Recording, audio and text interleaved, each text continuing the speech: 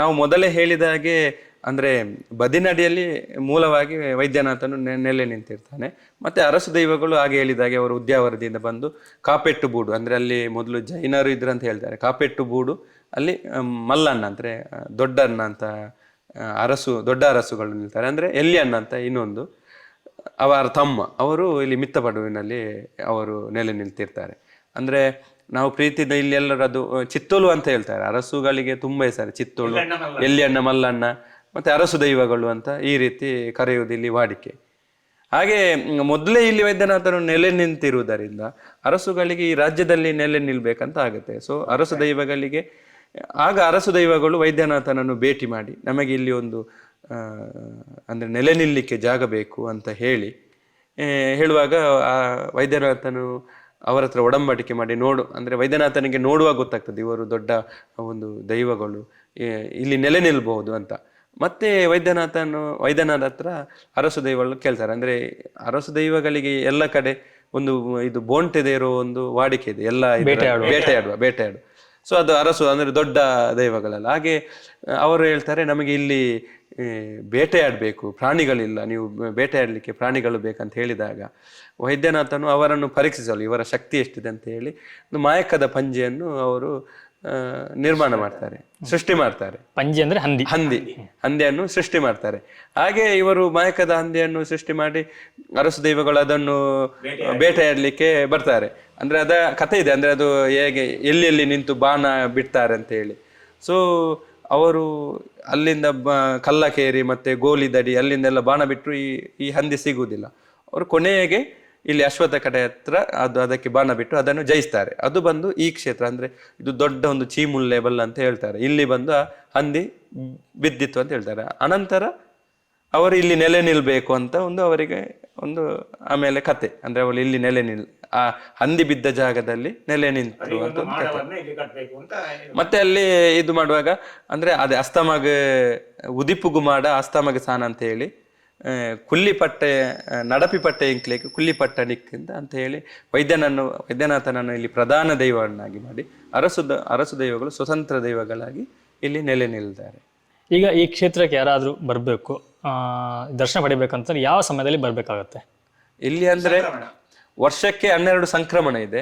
ಮತ್ತೆ ಚೌತಿ ಪರ್ವ ಇಲ್ಲಿ ತುಂಬಾ ವಿಶೇಷವಾಗಿದೆ. ಚೌತಿ ಮತ್ತೆ ದೀಪಾವಳಿ ಮತ್ತೆ ಚೌತಿ.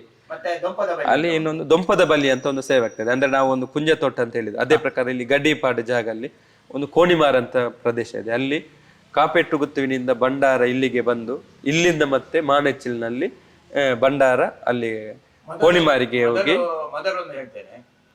ಹಾಗೇನೆ ನಮ್ಮ ಜೊತೆ ಇಲ್ಲಿ ಒಬ್ರು ಹಿರಿಕರಿದ್ದಾರೆ, ಈ ಕ್ಷೇತ್ರದ ಬಗ್ಗೆ ಸಂಪೂರ್ಣವಾಗಿ ತಿಳ್ಕೊಂಡಿರುವಂತವ್ರು. ಅವ್ರದ್ದು ಸಹ ಸ್ವಲ್ಪ ವಿಷಯ ತಿಳ್ಕೊಳ್ಳೋಣ. ಮೊದಲು ಪರಿಚಯ ಮಾಡಿಕೊಡಿ ಸರ್. ನಾನು ಇಲ್ಲಿಯ ವ್ಯವಸ್ಥಾಪನಾ ಅಧ್ಯಕ್ಷರು. ತಮ್ಮ ಹೆಸರು? ಪಿ ಗೋಪಾಲಕೃಷ್ಣ ಭಂಡಾರಿ. ಈ ಟರ್ಮ್ ಕೂಡ ನನಗೆ 40 ವರ್ಷ ಆಡಳಿತೆ. ನಾನು ಇವತ್ತು ಕೇಳ್ತಿದ್ದೆ ವಿಶೇಷ ದಿನಗಳ ಬಗ್ಗೆ, ಹಾಗೆ ಸ್ವಲ್ಪ ವಿಶೇಷ ದಿನಗಳ ಬಗ್ಗೆ ಹೇಳ್ಬೋದಾ? 12 ಸಂಕ್ರಮಣ. 12 ಸಂಕ್ರಮಣಕ್ಕೆ ಇಲ್ಲಿ ಅರಸು ದೈವಕ್ಕೆ ತಂತ್ರಿ ಅಂತ ಹೇಳ್ತಾರೆ, ಅವರನ್ನು ತಂತ್ರಿ ಬೊಳ್ಮಾರಗುತ್ತಿನವರು ಬರಬೇಕು ಇಲ್ಲಿಗೆ. ಮತ್ತು ಅದಕ್ಕೆ ಇಲ್ಲಿ ಅಮ್ಮಂಡ ಪೂಜಾರಿ ಅವರು ಪೂಜೆ ಮಾಡಲಿಕ್ಕೆ, ಸಂಕ್ರಮಣಕ್ಕೆ ಕರೆಯಲಿಕ್ಕೆ. ಮತ್ತು ಭಕ್ತಾದಿಗಳೆಲ್ಲ ಬರ್ತಾರೆ. ಆ ದಿವಸ ಅರಸು ದೈವಕ್ಕೆ ಹೂವಿನ ಪೂಜೆ ಎಲ್ಲ ಆಗ್ತದೆ. ಹೌದು. ಬೇರೆ ದೊಂಪದ ಬಲಿ ಅಂತ ಅವ್ರು ಹೇಳಿದ್ರು. ಇದು ಸಾಮಾನ್ಯವಾಗಿ ಯಾವ ಸಮಯದಲ್ಲಿ ಆಗ್ತದೆ? ಅದು ಡಿಸೆಂಬರ್ 17 ತಾರೀಕಿಗೆ ಪ್ರತಿ ವರ್ಷ ಆ ಸಮಯದಲ್ಲಿ. ಮೊದಲು ಎಲ್ಲ ಈಗ ಬರೀ ಒಂದು ಕಡೆಗೆ ಮಾತ್ರ ದೊಂಪದಲ್ಲಿ ಕೋಣಿಮಾರು ಹೋಗ್ಲಿಕ್ಕೆ, ಇಲ್ಲದಿದ್ರೆ ಪೆರ್ಮಂಕಿ ಹೋಗ್ಲಿಕ್ಕೆ ಉಂಟು, ಮತ್ತೆ ಬಣ್ಣಂತಿಲ, ಮತ್ತೆ ಉಳಾಯಿಬಟ್ಟು, ಮತ್ತೆ ದೇವಸ್ಥಾನ ಇದಕ್ಕೆ ಹೋಗಿ ಇದೆಲ್ಲ ಸ್ಟಾಪ್ ಆಗಿ ಒಂದು ಕಡೆಗೆ ಮಾತ್ರ ದೊಂಪದಲ್ಲಿಗೆ ದೈವ ಇದಾಗ್ತದೆ ಭಂಡಾರ ಹೋಗಿ. ಇಲ್ಲಿಯ ದೈವ ಅಂದರೆ ಇಲ್ಲಿ ಅರಸು ದೈವ ಎಲ್ಲರನ್ನು ಏಕವಚನದಲ್ಲಿ ಮಾತಾಡುವಂಥದ್ದು. ಮತ್ತು ಅದರದ್ದು ಪ್ರಸಾದ ಎಲ್ಲ ಇದು ಮಾಡುವಾಗ ಅಂಗಿ ತೆಗೆದು ಪ್ರಸಾದವನ್ನು ತೆಗೆದುಕೊಳ್ಬೇಕು ಪ್ರತಿಯೊಬ್ಬರು. ಮತ್ತು ಇಲ್ಲಿ ಸುರುವಿನ ದಿವಸ ಕಂಚಿನ ಸೇವೆ ಉಂಟು. ಮತ್ತು ಇಲ್ಲಿ ಮುಡಿ ಏರಿ ಮತ್ತು ಕಚ್ಚ ಎಲ್ಲ ಮಾಡಿ ಮೀಸೆ ಇಟ್ಟು ಬೋಂಟೆ ಎಲ್ಲ ಬೇಟೆಯಾಡುವುದೆಲ್ಲ ಇಲ್ಲಿಯ ವಾಡಿಕೆ ಎಲ್ಲ ಉಂಟು. ಅದು 2 ದೈವಗಳಿಗೆ ಒಂದೇ ದಿವಸದ ಜಾತ್ರೆ. ಕೊಡಿ ಇದು ಆಗಿ ಧ್ವಜಾರೋಹಣವಾಗಿ ಒಂದು ದಿವಸ ಜಾತ್ರೆ. ಹಾಗೆ ಇಲ್ಲಿ ಕೋಲ ಸೇವೆ ನಡೆಯುತ್ತಾ? ಮುಂಡಿ ತೆಗೆಯಬೇಕು ಮರು ದಿವಸ ನೇಮ. ಹಾಂ, ಕೋಲ ಏನಿಲ್ಲ, ನೇಮ ಅಂತ ಹೇಳೋದು. ಅದಕ್ಕೆ ಮರು ದಿವಸ 3ನೇ ದಿವಸ ಇದಕ್ಕೆ ಧೂಮಾವತಿ ಬಂಟ ದೈವಗಳಿಗೆ. ಓಕೆ. ಮತ್ತೆ ಪಿಲಿಚಾಮಣ್ಣಿ ಅಂತ ಉಂಟು, ಹಾಂ ಅದಕ್ಕೆ ಇದು ಧ್ವಜಾರೋಹಣ ಹೇಳಿದ ಕೆಳಗೆ ಇಳಿಯುವ ಹಕ್ಕು ಅದಕ್ಕೆ. ಹಾಂ, 3ನೇ ದಿವಸ ಅದಕ್ಕೆ ಸಹ ಜಾತ್ರೆ ಇದು ನೇಮ ಆಗ್ತದೆ. ಹಾಗೇನೆ ಇಲ್ಲಿ ಬರಬೇಕು ಭಕ್ತಾದಿಗಳು ಯಾವ ದಾರಿಯಾಗಿ ಬರಬೇಕಾಗತ್ತೆ? ನೀರ್ಮಾರ್ಗ ಮಂಗಳೂರು ಬೈತೂರಲ್ಲಿ ನೀರ್ಮಾರ್ಗ ಆಗಿ ಬಸ್ಸಿನ ವ್ಯವಸ್ಥೆ ಬಿಸಿ ರೋಡಿನಿಂದ ಮಲ್ಲೂರಾಗಿ ಬಸ್ಸಿನ ವ್ಯವಸ್ಥೆ ಇದೆ, ಬಸ್ಸಿನ ವ್ಯವಸ್ಥೆ ಎಲ್ಲ ರೋಡ್ ಸೈಡ್ ಬೇರೆ, ರೋಡ್ ಸೈಡ್ ನಲ್ಲಿ ಉಂಟು. ಹಾಗೆ ಇಲ್ಲಿ ಏನಾದ್ರು ಚಮತ್ಕಾರ ನಡೆದಂತಿದೆಯಾ? ಯಾರಿಗಾದ್ರೂ ಬೇಡ್ಕೊಂಡವರಿಗೆ? ಉಂಟಪ್ಪ, ತುಂಬಾ ಉಂಟು. ನಿಜವಾಗಿ ಕೇಳಬಾರ್ದು, ಯಾಕಂದ್ರೆ ನಾವು ದೈವನ ಪರೀಕ್ಷೆ ಮಾಡಬೇಕಾಗುತ್ತೆ. ತುಂಬಾ ಉಂಟು. ಯಾವ್ದಾದ್ರು ಒಂದು ಹೇಳ್ಬೋದಾ? ಒಮ್ಮೆ ಕರಿಯ ಪೂಜಾರಿಯ ಕಾಲದಲ್ಲಿ ಗಂಗೆ ಎಂಬ ಹೆಂಗಸಿನ ಮಗನ ಅಲ್ಲಿ ಜವಳಿ ಅಂಗಡಿ ಇತ್ತು. ಅಲ್ಲಿ ಯಾರ ಒಬ್ಬ ಅಂಗಿಯನ್ನು, ಆ ಟೈಲರಿನ ಅಂಗಿಯನ್ನು ಕದ್ದಿದ್ದಾನೆ. ಅವಳು ಬಂದು ಇಲ್ಲಿ ಕೈ ಮುಗಿದು ಬೇಡಿಕೊಂಡಾಗ ಆ ಮಾರ್ಗದ ಮೇಲೆ ಹೋಗುವಾಗ ಅದೇ ಅಂಗಿಯ ಕದ್ದಿದ ಅಂಗವನ್ನು ಹಾಕಿಕೊಂಡು ಬರ್ತಿದ್ದ, ಬೇಡಿಕೊಂಡು ಹೋಗುವ ಅಂಗಿ ಅಷ್ಟೇ ಸಿಕ್ಕಿದೆ. ಇದು ನನಗೆ ಇದು ನೀವು ಕಂಡಂಥದ್ದು. ಸರಿ ಸರ್, ತುಂಬಾ ಧನ್ಯವಾದಗಳು. ತುಂಬಾ ಮಾಹಿತಿನ ತಿಳಿಸ್ಕೊಟ್ರಿ. ಮತ್ತೆ ಬೇರೆ ಬೇರೆ ಉಂಟು ಇನ್ನೂ ಸಹ ಹೆಚ್ಚು ಉಂಟು, ಅದನ್ನು ಹೇಳಿದ್ರೆ ಅದು ಹೇಳಿದ್ರೆ ನಾವು ಇನ್ನೊಂದು ಒಂದಿನ ಬೇಕಾಗುತ್ತೆ. ನಾವು ಎಷ್ಟು ಸಾಧ್ಯನೋ ಅಷ್ಟು ಸಂಪೂರ್ಣ ಒಂದು ಚಿಕ್ಕದಾಗಿ ಮಾಹಿತಿ ನಮಗೆ ತಿಳಿದ ಪ್ರಕಾರ ಮತ್ತೆ ಸಹ ಉಂಟು ಇಲ್ಲಿ ಎಲ್ಲ ತುಂಬಾ ಉಂಟು. ಓಕೆ, ತುಂಬಾ ಧನ್ಯವಾದಗಳು. ಜಾತ್ರೆಯ ದಿವಸ ಬನ್ನಿ ನೀವು. ಆಯ್ತು, ಖಂಡಿತ ಎಲ್ಲರೂ ಬರ್ತಾರೆ. ಇದು ಅರಸು ದೈವಗಳು. ಅಂದ್ರೆ ಇದನ್ನು ಮಾಡ ಅಂತ ಹೇಳುದು ಸಾಮಾನ್ಯವಾಗಿ, ನಾವು ಸಾನ ಅಂತ ಹೇಳುದಿಲ್ಲ, ಮಾಡ ಅಂತ. ಅಂದ್ರೆ ಕೆಳಗಡೆ ಮಲ್ಲಣ್ಣ, ಮೇಲೆ ಎಲ್ಲಿಯಣ್ಣ ಅಂತ ನಾವು ಹೇಳುದು. ಅಂದ್ರೆ 2 ಅರಸು ದೈವಗಳಲ್ಲ, ಕೆಳಗಡೆ ಅಣ್ಣ, ಮೇಲೆ ತಮ್ಮ ಅಂತ. ಅಂದ್ರೆ ಇಲ್ಲಿ ಹೀಗೆ ತಮ್ಮ ದೈವ ಸ್ವಲ್ಪ ಉಗ್ರವಾಗಿರುವುದು. ಅಂದ್ರೆ ಇದು ಬೇಟೆಯಾಡುವುದೆಲ್ಲ ತಮ್ಮ ದೈವ. ಮತ್ತೆ ನಾವು ಇಲ್ಲಿ ಪ್ರಸಾದ ಕೊಡುವುದು ಕೂಡ ತಮ್ಮ ದೈವ. ಅನ್ನ ದೈವ ಪ್ರಸಾದ ಅಂದ್ರೆ ಬಟ್ಟಲಿನ ಗಂಧ ಅಂತ ಹೇಳಿ ಮಾತ್ರ, ಬೂಲ್ಯ ಕೊಡ್ಲಿಕ್ಕೆ ಕ್ರಮ ಇಲ್ಲ. ಅಂದ್ರೆ ಅನ್ನ ದೈವ ತಮ್ಮ ದೈವ ಮಾತ್ರ. ಅಂದ್ರೆ ಕೊನೆಗೆ ಇಲ್ಲಿ ಏನೇ ಚರ್ಚೆ ಕೂಡ ಇದ್ರು ನಾವು ತಮ್ಮ ದೈವರ ಹತ್ರ. ಅದರಲ್ಲಿ 2 ಅಂತಸ್ತಿದೆ. 2 ಅಂತಸ್ತಿದೆ, ಒಳಗೆ ಕೂಡ ಇದೆ. ಅವ್ರು ಹೇಳ್ತಿರೋದು ಇಲ್ಲಿ ಒಂದು ದೈವ ಇದೆ, ಹಾಗೆ ಇಲ್ಲಿ ಮೇಲೊಂದು ಕಾಣ್ತಿದ್ದಾರೆ ಚಿಕ್ಕದಾಗಿ, ಅಲ್ಲಿ ಸಹ ಒಂದು ದೈವ ಇದೆ ಅಂತೇಳಿ ಅವ್ರು ಹೇಳ್ತಿರುವಂಥದ್ದು. ಇದು ವೈದ್ಯನಾಥ ಸಾನ.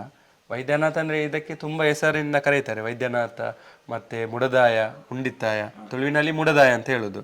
ಅಂದ್ರೆ ಇದು ಇಲ್ಲಿನ ಪ್ರಧಾನಿ ದೈವ. ಅಂದ್ರೆ ಯಾವ್ದಾದ್ರು ಊರಿನೆಲ್ಲ ಚರ್ಚ್ ಎಲ್ಲ ಏನಾದ್ರು ಇದ್ರೆ ವೈದ್ಯನಾಥನೆಲ್ಲ ಆರೈಕೆ ಮಾಡಿ ಅದು ಇದರ ಮೂಲಕ ಅದು ತೀರ್ಮಾನ ಕೊಡ್ತದೆ. ಮತ್ತೆ ಮೈಸಂದಾಯ ಕೂಡ ಇದೆ ಇದರಲ್ಲಿ, ವೈದ್ಯನಾಥ ಮತ್ತೆ ಮೈಸಂದಾಯ. ಈಗ 3 ದಿವಸ ಜಾತ್ರೆ ನಡ್ತದೆ. ಅಂದ್ರೆ ಶುರುವಿಗೆ ಅರಸು ದೈವಗಳಿಗೆ, ಮರು ದಿವಸ ಮುಂಡಿತಾಯ, ಮತ್ತೆ 3ನೇ ದಿವಸ ಇದು ಜುಮಾದಿ ಬಂಟ ಅಂತ. ಅಂದ್ರೆ ಧೂಮಾವತಿ ಬಂಟ ಅಂತ ಹೇಳ್ತಾರೆ ಕನ್ನಡದಲ್ಲಿ, ತುಳುವಿನಲ್ಲಿ ಜುಮಾದಿ ಬಂಟಗೆ ನೇಮ ಅಂತ. ಇದು 3ನೇ ದಿವಸ ನೇಮ ಆಗ್ತದೆ. ಮತ್ತೆ ಇನ್ನು ಪಿಲಿಚಾಮುಂಡಿ ಅಂತ ಇದೆ, ಅದು ನಾವು ಎಣ್ಣೆ ಕೊಟ್ಟು ಅದಕ್ಕೆ ಕೂಡ ನೇಮ ಆಗ್ತದೆ, ಅಂದ್ರೆ ಕೊನೆಯ ದಿವಸವೇ. ಮತ್ತೆ ಪರಿವಾರ ದೈವಗಳು ಕೂಡ ಇದೆ. ಇಲ್ಲಿ ಮಾರ್ಚ್ ಅಂದ್ರೆ ಮಾಯಿಪೋದು ಸುಗ್ಗಿ ಬರ್ಪಿ ಸಂಕ್ರಾಂತಿಗೆ ನೇಮ ಅಂತ. ಅಂದ್ರೆ 3 ದಿವಸ ನೇಮ ಆಗ್ತದೆ. ಮಾರ್ಚ್ 14, 15, 16. 14ಕ್ಕೆ ರಾತ್ರಿ ಅಲ್ಲಿ ಕಾಪೆಟ್ಟು ಬುಡುವಿನಿಂದ ಭಂಡಾರ ಬಂದು ಕೊಡಿಯೇರಿ ಅರಸು ದೈವಗಳಿಗೆ ನೇಮ ಆಗುತ್ತೆ. ಮರು ದಿವಸ ವೈದ್ಯನಾಥನಿಗೆ ನೇಮ ಆಗ್ತದೆ. 3ನೇ ದಿವಸ ಜಿಮಾದಿ ಬಂಟನಿಗೆ. ಅಂದ್ರೆ 2ನೇ ದಿವಸ ಬಂಡಿ ಇದೆ, ಪಾಪೆ ಬಂಡಿಯನ್ನು ನಾವು ಅಲ್ಲಿ ಕಟ್ಟೆಯ ತನಕ ಎಳೆದು ಅಂತರ ಇಲ್ಲಿಗೆ. ಅಂದ್ರೆ ಅದು ಬಂಡಿ ಅರಸು ದೈವಗಳಿಗೆ ಸೇರಿದ್ದು, ಆದ್ರೆ ಅದನ್ನು ನಡೆಸಿಕೊಡುವುದು ವೈದ್ಯನಾಥ. ಅಂದ್ರೆ ಅದು ಹಾಗೆ. ಅದು ಬಂಡಿ ನೋಡ್ಬೋದಾ? ಹೋಗುವ. ಇಲ್ಲಿ ಒಂದು ಬಂಡಿ ಇದೆ ಅಂತೆ, ಅದು ಬಂಡಿ ಅಂದ್ರೆ ಏನು ಅಂತ ನೋಡೋಣ ನಾವು ಸಹ.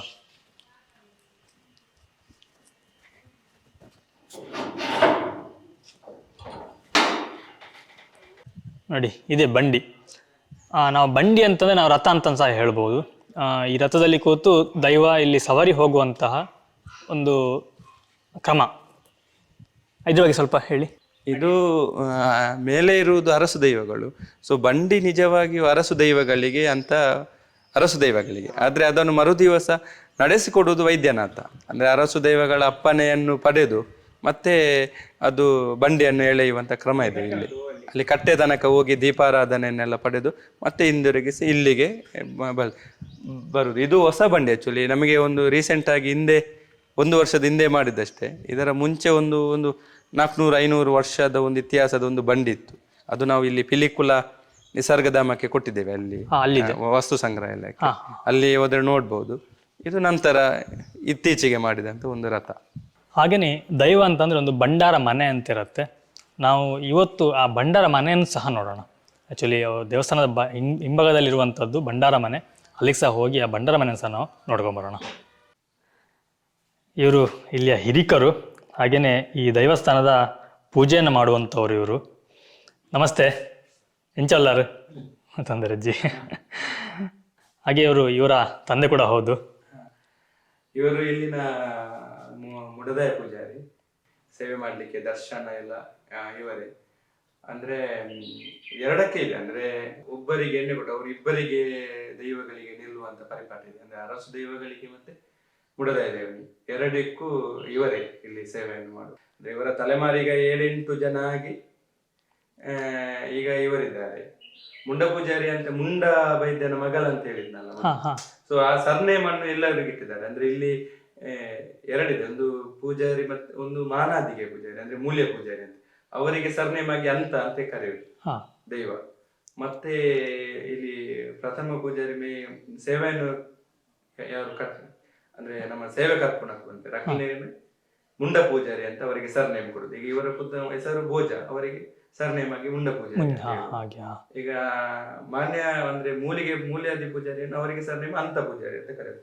ದೈವ ಹಾಗೆ ಕರೆಯುದು, ಮುಂಡ ಮತ್ತೆ ಅಂತ ಇಬ್ಬರನ್ನು. ಸರಿ, ನೀವು ಭಂಡಾರ ಮನೆ ಅಂತ ಹೇಳಿದ್ರಿ, ಅದೊಂದು. ಈಗ ಇಲ್ಲಿರುವಂತ ದೈವ ಯಾವುದು? ಇದು ಮುಡದಾಯ, ಅಂದ್ರೆ ಮುಡದಾಯ ನಾವು ಹೇಳಿದ್ವು ಆವಾಗ ಅಂತಪ್ಪ ಪೂಜಾರಿ ಬಂದು ಆ ಮೂರ್ತಿಯನ್ನು ಇಟ್ಟು ಹೋಗಿದ್ದು, ಅದೇ ಮುಗ ಅಂತ ಹೇಳ್ತಾರೆ. ಇದೇ ಮುಗ ಅವಾಗ ಇಟ್ಟಿರುವಂತ ಮುಗ ಇದು, ಅದೇ ಅಂತ ಹೇಳ್ತಾರೆ. ಅಂದ್ರೆ ಇದನ್ನು ಚೇಂಜ್ ಮಾಡ್ಲಿಲ್ಲ ಅಂತ ಒಂದು ಹೇಳ್ತಾರೆ, ಕತೆ ಇದೆ. ಸೊ ಅವ್ರು ಇಲ್ಲಿ ಬಂದು ಇಟ್ಟು ಆ ಮುಗವನ್ನು ಬೆಳಿಗ್ಗೆ ಕೊಂಡು ಹೋಗ್ತಿದ್ರು ಅಂತ ಹೇಳ್ತಿದ್ರಲ್ಲ, ಅದೇ ಮುಗ ಇಲ್ಲೇ ಮತ್ತೆ ಬರ್ಲಿಲ್ಲ ಅಂತ ಹೇಳಿ ಇದೇ ಮುಗ ಈಗಲೂ ಕೂಡ ಪೂಜೆಯನ್ನು ಪಡೆಯುತ್ತದೆ ಅಂತ ಒಂದು ಪ್ರತೀತಿ ಇದೆ. ಆಕ್ಚುಲಿ ಈ ಭಂಡಾರ ಮನೆ ಅಂದ್ರೆ ಏನು? ಭಂಡಾರ ಮನೆ ಅಂದ್ರೆ ಮೊದ್ಲು ಇಲ್ಲಿಗ ಅದೇ ಇಲ್ಲಿ ದೈವಕ್ಕೆ ಬೇಕಾಗಿರುವಂತಹ ಗುಡಿ ಗೋಪುರವನ್ನು ನಿರ್ಮಿಸಿ ಮತ್ತೆ ದೈವಗಳ ಇದು ಬಂಗಾರಗಳ ಇದನ್ನೆಲ್ಲ ಇಡುವಂತ ಸ್ಥಳ ಭಂಡಾರ ಮನೆ ಹೇಳುದು. ಅದು ಮತ್ತೆ ಏನಾಯ್ತಂದ್ರೆ ಇಲ್ಲಿಂದ ಸ್ವಲ್ಪ ಅಲ್ಲಿ ಕಾಪೆಟ್ಟುಗೆ ಅಲ್ಲಿ ಕೊಂಡು ಹೋಗ್ತಾರೆ. ಈಗ ಅಲ್ಲಿಂದ ಕೂಡ ಬರ್ತದೆ ಭಂಡಾರ, ಮತ್ತೆ ಸ್ವಲ್ಪ ಭಂಡಾರ ಇಲ್ಲಿಂದ ಕೂಡ ಭಂಡಾರವನ್ನು ಕೊಂಡು ಹೋಗ್ತಾರೆ. ಅಂದ್ರೆ ಅದಕ್ಕೆ ಬೇಕಾದಂತ ಬೆಳ್ಳಿ ಮತ್ತೆ ಬಂಗಾರಗಳನ್ನೆಲ್ಲ ಇರುವಂತ ಸ್ಥಳಕ್ಕೆ ಭಂಡಾರ ಮನೆ ಅಂತ ಹೇಳುದು. ಅದು ಪ್ರತಿನಿತ್ಯ ಇಲ್ಲಿ ಸಹ ಪೂಜೆ ನಡೆಯುತ್ತೆ, ಅಲ್ಲಿ ಸಹ ಪೂಜೆ. ನಾವು ಆವಾಗ ನಾವು ಮಲ್ಲಿಗೆದ ಪೂಜೆ ಅಂತ ಹೇಳಿದ್ವಲ್ಲ, ಹಾಗೆ ವೈದ್ಯನಾಥನಿಗೆ ಹೋಮ ಅಂತ ನಡೆಯುದು. ಅಂದ್ರೆ ಇಲ್ಲಿ ಯಾರಿಗಾದ್ರು ವೈದ್ಯನಾಥನಿಗೆ ಏನಾದ್ರು ಸೇವೆ ಕೊಡುವುದಾದ್ರೆ ಅದು ನಾವು ಇಲ್ಲಿ ಮಾಡುದು, ಹೋಮ ಅಲ್ಲಿ ನಡೆಯುವುದಿಲ್ಲ. ಅಂದ್ರೆ ಇಲ್ಲಿ ನಾವು ಸಂಕ್ರಮಣ ದಿವಸ ಯಾವತ್ತಾದ್ರೂ ಹೋಮವನ್ನು ನಾವು ಇಲ್ಲಿ ಮಾಡ್ತೇವೆ. ಇದು ಮೂಲ ದೈವ ಇಲ್ಲಿ. ಮೂಲ ದೈವ ಅಂದ್ರೆ ಹೋಮಕ್ಕೆ ಒಂದು 4-5 ಜನ ಇಲ್ಲಿ ಉಂಬಳಿ ಬಿಟ್ಟಿದೆ ತುಂಬಾ, ಇಲ್ಲಿ ಸೇವೆ ಮಾಡ್ಲಿಕ್ಕೆ ಸಂಕ್ರಾಂತಿ ಅವರೆಲ್ಲ ಬಂದು ಇಲ್ಲಿ ನಾವು ಹೋಮ ಎಲ್ಲ ಮಾಡ್ತೇವೆ. ನಮ್ಮ ತಂದೆಯವರೇ ಹೋಮ ಮಾಡುದು. ಹೋಮವಾ? ಹೋಮ. ಅದೇ ವೈದ್ಯನಾಥನಿಗೆ ಹೋಮ, ಮತ್ತೆ ಅರಸು ದೈವಗಳಿಗೆ ಮಲ್ಲಿಗೆಯ ಸೇವೆ ಅಂತ 2. ಹಾಗೆ ನಮ್ಮ ದೈವಗಳಲ್ಲಾಗಿ 2 ರೀತಿ ಬರುತ್ತೆ. ಒಂದು ನಾವು ಪೂಜೆ ಮಾಡುವಂಥದ್ದು, ಇನ್ನೊಂದು ಅರ್ಚಕ ಅಂದ್ರೆ ಭಟ್ರು ಪೂಜೆ ಮಾಡುವಂಥದ್ದು ಬರುತ್ತೆ. ಅಂದ್ರೆ ಅದು ಅರಸು ದೈವಗಳಂದ್ರೆ ಸಾತ್ವಿಕ ದೈವ ಅಂತ ಹೇಳಿಕೊಂಡಿದೆ. ಅಂದ್ರೆ ಅದಕ್ಕೆ ಯಾವುದೇ ತರದ ಮಾಂಸಾಹಾರಗಳ ನಿಷಿದ್ಧ. ಅಂದ್ರೆ ಕೋಳಿ ಕಟ್ಟ ಕೂಡ ಆಗುದಿಲ್ಲ, ಕೋಳಿ ಅಂಕ ಕೂಡ. ಅದು ಅಂದ್ರೆ ಅಂದ್ರೆ ವೆಜ್ ಸಾತ್ವಿಕವಾಗಿ ಇರುವುದು. ಅಂದ್ರೆ ಒಳಗೆಲ್ಲ ಬ್ರಾಹ್ಮಿನ್ಸೆ ಅಲ್ಲಿ ಹೋಗುದು, ಶುದ್ಧಾಚಾರದಲ್ಲಿದ್ದು ಸಸ್ಯಾಹಾರಿಯಾಗಿರುವುದು. ಹಾಗೆ ಅದರ ಅರಸು ದೈವಗಳ ಸೇವೆಯನ್ನು ಅಂದ್ರೆ ಒಳಗೆ ಸಂಕ್ರಾಂತಿ ಎಲ್ಲ ಮಾಡುವುದು ತಂತ್ರಿ ಅವರು, ಹಾಗೆ ಹೇಳಿಲ್ಲ. ಹೌದೌದು. ಈಗ ಅವರು ಮಾಡ್ತಾ ಇದ್ದಾರೆ. ಸರಿ ಸ್ನೇಹಿತರೆ, ನಾನು ನಿಮ್ಗೆ ಆವಾಗಲೇ ಹೇಳಿದೆ ನಮ್ಮ ಜೊತೆ ಇರುವಂಥ ಪ್ರಶಾಂತ್ ಅವರದ್ದು ತುಂಬ ಒಂದು ವಿಶೇಷವಾದಂಥ ವ್ಯಕ್ತಿ ಅಂತ ಹೇಳಿದೆ. ಯಾಕೆ ಹೇಳಿದೆ ಅಂತಂದರೆ, ಇವರು ಈ ನಮ್ಮ ತುಳುನಾಡಿನ ಬಗ್ಗೆ ಚರಿತ್ರೆ ಆಗಲಿ ಅಥವಾ ಭೂತಾರಾಧನೆ ಆಗಲಿ ಅಥವಾ ದೈವಾರಾಧನೆ ಪ್ರತಿಯೊಂದರ ಬಗ್ಗೆನೂ ಮಾಹಿತಿನ ಸಂಗ್ರಹಿಸಿ ಅವರೊಂದು ಬುಕ್ಕೆಲ್ಲ ಬರೀತಿದ್ದಾರೆ. ಒಂದು ಬುಕ್ ಬರೆದಿದ್ದಾರೆ ಸಹ. ಹೌದು, ಅದು ಈ ಶಿಕ್ಷತ್ರ ಬದಿನಡಿಯ ಒಂದು ಚರಿತ್ರೆಯನ್ನು ಸಹ ಬರೆದಿದ್ದಾರೆ. ಹಾಗೆಯೇ ಇವರು BE ಅನ್ನು ಮುಗಿಸಿದ್ದಾರೆ. ನನಗೆ ಅನಿಸೋ ಪ್ರಕಾರ ಇತ್ತೀಚಿನ ದಿನಗಳಲ್ಲಿ ಈಗ ನಮ್ಮ ಏನು ಜನ್ರೇಷನ್ ಇದೆಯೋ ನಮಗೆ ಇಲ್ಲಿಗ ದೈವಾರಾಧನೆ ಆಗಲಿ ದೇವರಾಗಲಿ ಯಾವುದ್ರ ಬಗ್ಗೆ ನಮ್ಗೆ ಇಂಟ್ರೆಸ್ಟ್ ಇರೋದಿಲ್ಲ. ನಾವು ಕೇವಲವಾಗಿ ಈ ಮೊಬೈಲ್ TV ಅದ್ರ ಮುಂದೆ ನಾವು ಕಾಲ ಕಳೀತಿದ್ದೇವೆ. ತುಂಬ ಖುಷಿ ಅನಿಸ್ತು ನನಗೆ ಆ್ಯಕ್ಚುಲಿ ಅವ್ರನ್ನ ಮೀಟ್ ಆಯ್ತು. ನನಗೆ ಇಲ್ಲಿ ಬಂದ ಮೇಲೆ ಗೊತ್ತು ಅವರು ಈ ಬುಕ್ ಬರೆದಿದ್ದಾರೆ ಅನ್ನೋದು. ತುಂಬ ಖುಷಿ ಅನಿಸ್ತು. ಹಾಗೆಯೇ ಏನು ತನ್ನ ಸಮಯವನ್ನು ಕೆಲಸ ಮಾಡಿಕೊಂಡು ಉಳಿದೊಂದು ಸಮಯವನ್ನು ಈ ಬುಕ್ಕಲ್ಲಿ ಬುಕ್ ಬರೆಯುವಂಥದ್ದಾಗಲಿ ಅಥವಾ ಪ್ರತಿಯೊಂದು ವಿಷಯಗಳ ಸಂಗ್ರಹ ಮಾಡೋದ್ರಲ್ಲಿ ಅದರಲ್ಲಿ ತೊಡ್ಕೊಂಡಿದ್ದಾರೆ. ತುಂಬ ಖುಷಿ ಆಯಿತು. ಜಸ್ಟ್ ಅವ್ರದ್ದು ಒಂದು ಸ್ವಲ್ಪ ಮಾತಾಡೋಣ, ಆ ಬುಕ್ಕಿನ ಬಗ್ಗೆ ಮಾತಾಡೋಣ. ಆ್ಯಕ್ಚುಲಿಯಾಗಿ ಸರ್, ನಾನು ಅವಾಗ ಕೇಳ್ಬೇಕು ಅಂದ್ಕೊಂಡಿದ್ದೆ, ಕೈಯಲ್ಲಿ ಬುಕ್ ಇತ್ತು, ಆ ಬುಕ್ಕಿನ ಬಗ್ಗೆ ಸ್ವಲ್ಪ ಹೇಳಿ ಸರ್.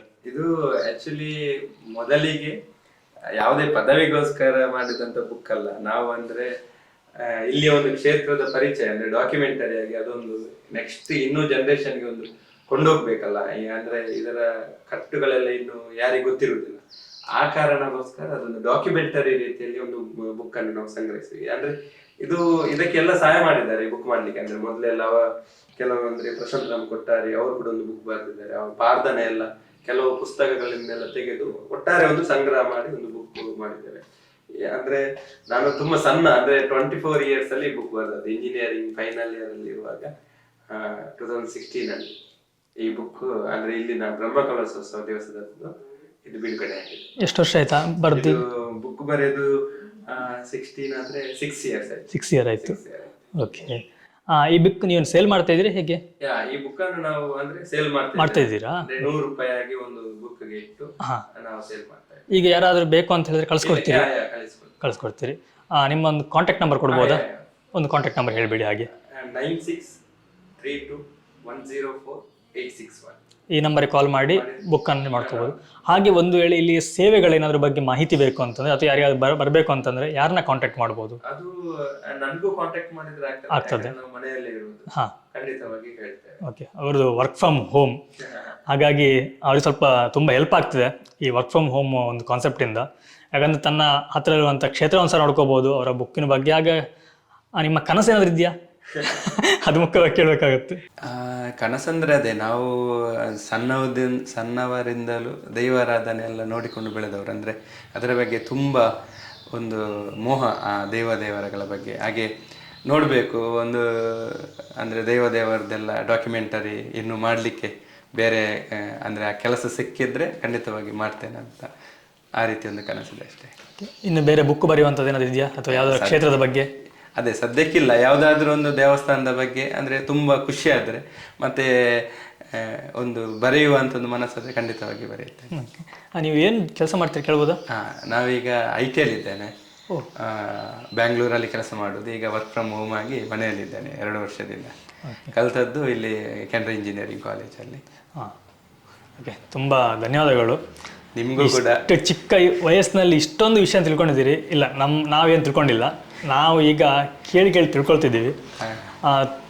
ಒಂದು ತುಂಬ ಖುಷಿ ಅನಿಸ್ತಾ ಹೇಳ್ದ ನಿಮ್ಮ ಮೀಟ್ ಮಾಡಿ ಉಂಟಲ್ಲ, ಅದೇನೋ ಒಂದು ತುಂಬ ಖುಷಿಯಾಗಿದೆ ನನಗೆ. ನಿಮ್ಮ ಕನಸೆಲ್ಲ ಈಡೇರಲಿ. ಈ ಕ್ಷೇತ್ರದ ಬಗ್ಗೆ ಹಾಗೆಯೇ ಈ ನಮ್ಮ ತುಳುನಾಡು ಅಥವಾ ಉಡುಪಿಯ ಪ್ರತಿಯೊಂದು ದೇವಸ್ಥಾನದಾಗಲಿ ಎಲ್ಲದ್ರ ಬಗ್ಗೆನೂ ಒಂದು ಬುಕ್ಕನ್ನು ಬರೀರಿ. ಇಡೀ ಜಗತ್ತಿಗೆ ಗೊತ್ತಾಗುವಾಗ ಆಗಲಿ, ಮುಂದಿನ ತಲೆಮಾರಿಗೂ ಸಹ ನಿಮ್ಮಿಂದ ಒಂದು ಕೊಡುಗೆ ಆಗಲಿ ಅಂತೇಳಿ ನಾವು ಬಯಸ್ತೀವಿ. ತುಂಬ ತುಂಬ ಧನ್ಯವಾದಗಳು ನಿಮಗೆ.